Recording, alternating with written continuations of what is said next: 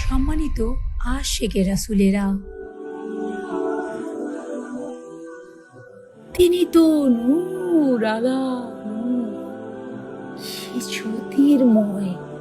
তার ওই ঐশ্বরিক পবিত্র মুখমণ্ডল, তার ওই নূর, তার ওই আলো বিচ্ছিরিত হয়ে ছড়িয়ে পড়ে চারপাশে,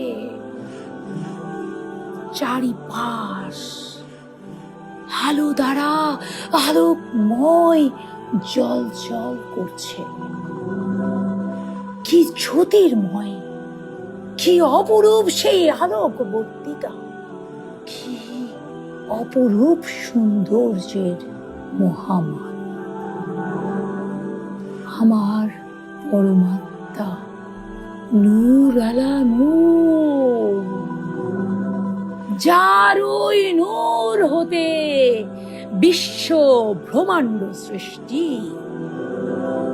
নূর আলা নূর, যেই মহান প্রতিপালক, তার ওই নূর হতে আমাকে, আপনাকে, আমাদের সকলকে সৃষ্টি করেছেন।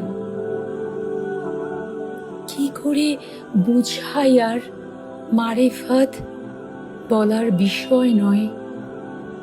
মারিফাত বলা নিষেধ আছে। যিনি দেখেন আর যিনি দেখেন না, দুজন কখনো সমান নয়। আপনি যদি সেই ঐশ্বরিক প্রেমে একবার পড়ে যান, একবার যদি দয়াল রাসূলকে দেখতে পারেন, মুর্শিদকে হৃদয়ে যদি সর্বকাজে দেখতে পারেন, দয়াল রাসূলের অস্তিত্ব যদি আপনি অনুভব করেন, দুনিয়ার দুঃখ, কষ্ট, বালা, মুসিবত কে আপনার মন বুঝলো, কে আপনাকে কষ্ট দিল, কিচ্ছু গায়ে লাগবে না। ব্যথা, কষ্ট, লাঞ্ছনা, লোভ, লালসা, কামনা, বাসনা, হিংসা, কিছুতেই আপনি বিচলিত হবেন না। কারণ আল্লাহ বলেছেন, আল্লাহর ওলিদের ভয় নেই, তারা চিন্তিত নন। সেই ঐশ্বরিক প্রেমে একদিন মানুষকে সেই মূল স্রোতধারার সাথে আহ্বান করেন। জীবনের ছোট্ট পরিসরে আমাদের কিছুটা কাজ করে আবারও সেই মূল স্রোতধারায় মিশে যেতে হবে। আমাদেরকে সেই মূল উৎসে বিলীন হতে হবে।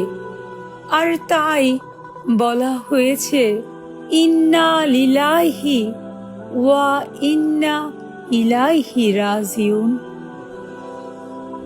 অর্থাৎ আমরা আল্লাহরই এবং তার দিকেই ফিরে যাব। তাই আমি তো সেই আদর্শকে ধারণ করে হৃদয়ে আমার মহান মুর্শিদকে স্মরণ করে প্রতি কাজে দয়াল রাসূল সাল্লাল্লাহু আলাইহি সাল্লামের ওই পবিত্র চেহারা মোবারক এর প্রেমে হাবুডুবু খাই, তার কদমে লুটিয়ে পড়ি। আমি তো সেই সত্তার একনিষ্ঠ এক গোলাম। তার ওই পবিত্র নামের আলোকে ধারণ করে হৃদয়ে আমি তো তারই নাম জপব, তারই ভালোবাসার। যদি আমি কলঙ্কিত হই, যদি আমি অপরাধী হই, আপনাদের কাছে আমি স্বাচ্ছন্দ্যে মেনে নিচ্ছি।